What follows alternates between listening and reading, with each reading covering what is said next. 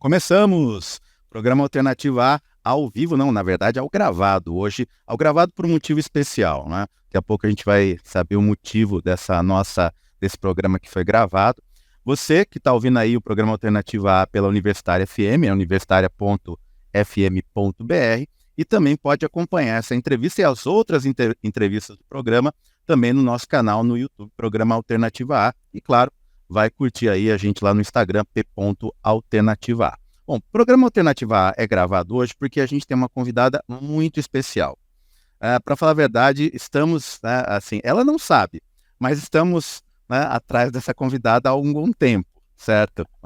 É que acabou acontecendo de calhar de conhecer pessoas que conhecem pessoas e aí foi tudo mais fácil. A gente está recebendo aqui a jornalista, apresentadora, escritora, Lorena Calabria. Lorena, muito obrigado pela sua participação, prazer estar com você aqui na Alternativa A. Ô, Alex, prazer todo meu e vai ser uma delícia essa nossa conversa. Não sabia que você estava atrás de mim, não. Não. Olha que esse convite era para ter acontecido, porque eu estava na abertura do INET em São Paulo e você estava lá. Era só ter falado comigo. Mas aí o que acontece? Eu estava inclusive estava com o Sérgio Martins, né? Aí, conversando, quando eu vi, cadê? Já perdi, já passou a oportunidade, aí encontra com um, encontra com outro, eu falei, e agora? E aí, né, o nosso amigo, né, o Marcelo Alite, estava aqui em São Carlos, a gente produziu aqui uma itinerância do INET aqui em São Carlos, né? E aí eu falei, não, eu te arrumo o contato da Lorena. Eu falei, que bom, então vamos lá. Bom que deu certo. Que bom. Lorena, você começou na TV Manchete, não foi? Na TV mesmo. Porque o pessoal te conhece muito, acho que provavelmente por causa do Metrópolis. Você ficou um bom tempo na TV Cultura, né, no Metrópolis. Foram 7 anos, de 93 a 2000. Mas a minha primeira experiência trabalhando em televisão foi realmente, como você falou, né, na Rede Manchete. Isso em 85. Eu era repórter desse programa e depois comecei a fazer umas entrevistas também para o mesmo programa chamado Som Maior, um programa de música, né? Aí já no palco, aí vencendo a minha timidez. E no Som Maior, que eu me recordo do Som Maior na TV Manchete, né? Você também começou a fazer entrevistas também, porque o Som Maior era um programa assim, não era uma coisa segmentada, você pegava dos mais variados estilos musicais, né? Como que era isso? Se a gente está falando aí de uma época que não tinha muito espaço para, digamos assim, a música brasileira mais alternativa na televisão, mas o programa, como você falou, né? Ele ia desde artistas já consagrados, né? Assim, a única foto que eu tenho de bastidor, inclusive, é uma foto minha com o João Bosco. Mas, ao mesmo tempo, em 85, ela era aquela efervescência do pop rock brasileiro. Sim. Então, as bandas, né, que seria hoje considerado mais alternativa, naquela época já estavam tocando em rádio e tudo mais. Então, também tinha esse lado aí de dar espaço para os artistas novos da época, né? E depois você foi trabalhar na Globo, você foi trabalhar no... Era o Clipe, né, que tinha na Globo. Depois você foi para lá. Exatamente. Esse programa da Manchete acabou, o Som Maior. Aí passou assim, acho que uns 2, 3 meses, recebi um convite para fazer um teste para substituir o Maurício Matar, que era o apresentador do programa Clipe. Antes de mim, antes do Maurício, quem apresentou foi a Cris Couto, que depois eu fui reencontrá-la na MTV. Mas eu fui lá, fui fazer um teste e não tinha nenhuma expectativa, não era uma coisa assim, eu ainda estava meio tateando. Na verdade, na faculdade eu queria fazer rádio. Eu achava que era o único espaço que eu poderia exercer essa profissão ligada ao jornalismo, mais voltado para a música, né? E junto a isso também, durante a faculdade, eu também escrevia para um jornal chamado Tabu, sobre cinema, um jornal editado pelo grupo do Estação Botafogo, né? Então eu já exercitava bem essas duas áreas, né? Tanto da escrita quanto da apresentação. Aí eu fui lá fazer o teste, não tinha nenhuma ideia, nem quem era o diretor, era o Boninho, era o primeiro programa que o Boninho estava dirigindo, né? E eu passei no teste, para minha surpresa. Tinha que improvisar, tinha que falar um texto sobre... Era o videoclipe da banda The Cure. que era uma banda que eu gostava, então para mim foi tranquilo, assim. Fácil. É. Era basicamente apresentação, mas chegou um momento que começou também, né? Você começou a entrevistar também, não começou no clipe. Foi. Tinha entrevista no estúdio e também quando eu já estava ficando um pouco mais à vontade e tal, eu pedi pro Boninho para fazer um quadro, queria fazer um quadro sobre lançamento de disco. E aí ele falou, não vai caber no programa e tal, não pode ser muito alternativo. E vamos pensar, mas de tanto que eu insisti, ele acabou deixando, abriu esse espaço, mas ele falou, mas não tem ninguém para produzir, para escrever. Aí eu falei, pode deixar que eu tomo conta disso. Então eu fazia uma pesquisa, falava com as gravadoras, mas também buscava trazer artistas de selos independentes, né? Então, lançamentos, por exemplo, da Baratos Afins e tudo mais.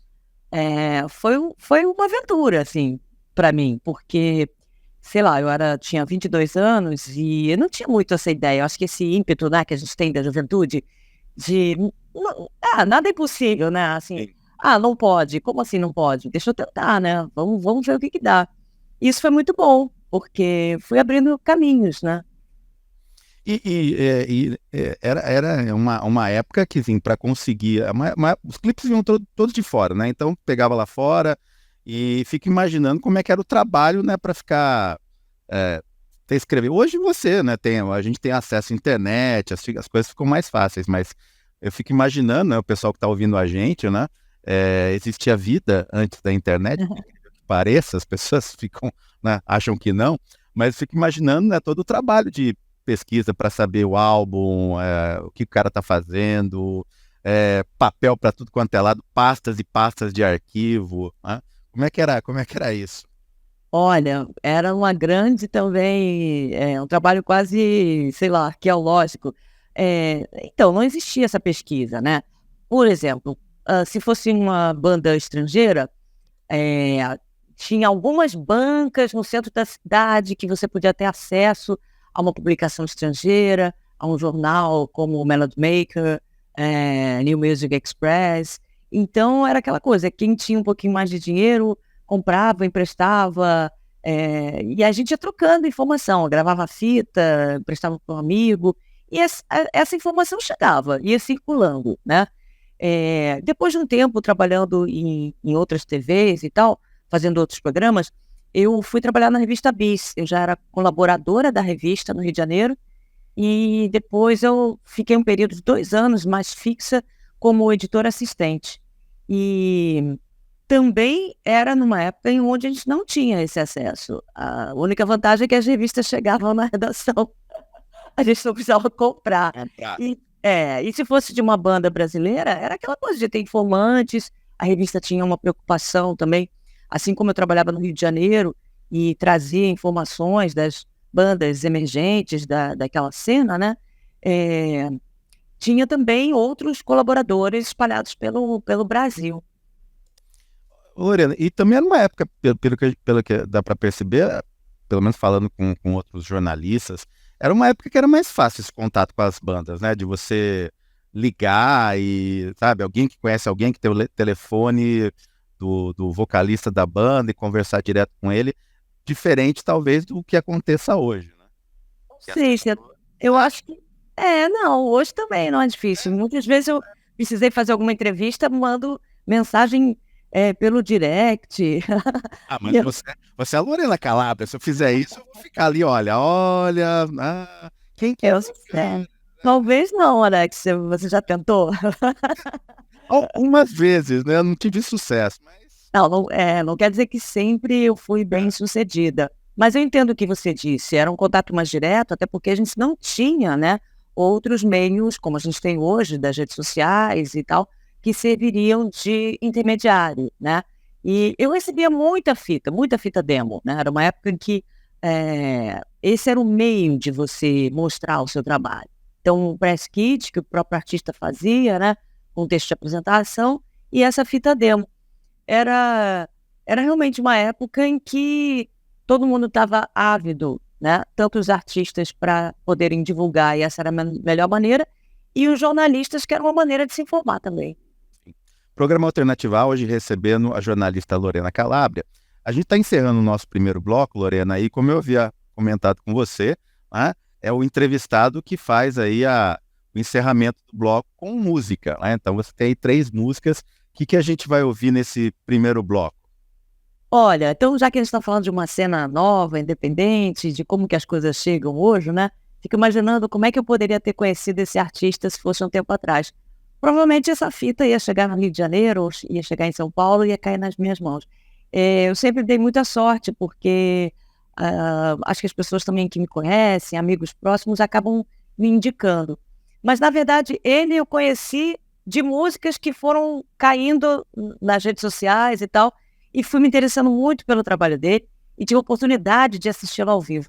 Eu estou falando do Bruno Berli, que é um novo artista alagoano e que lançou o segundo disco, que para quem está assistindo, ele está aqui no cantinho, um LP, um vinil, e eu gostaria de que vocês ouvissem essa música agora, Te Amar Eterno, uma composição de outro parceiro dele, do João Menezes. Vamos ouvir então Bruno Berli. Isso aí, vamos ouvir aí a escolha da Lorena Calabria. Daqui a pouco a gente volta, depois da música e dos apoios culturais, com mais bate-papo aqui no Alternativa A.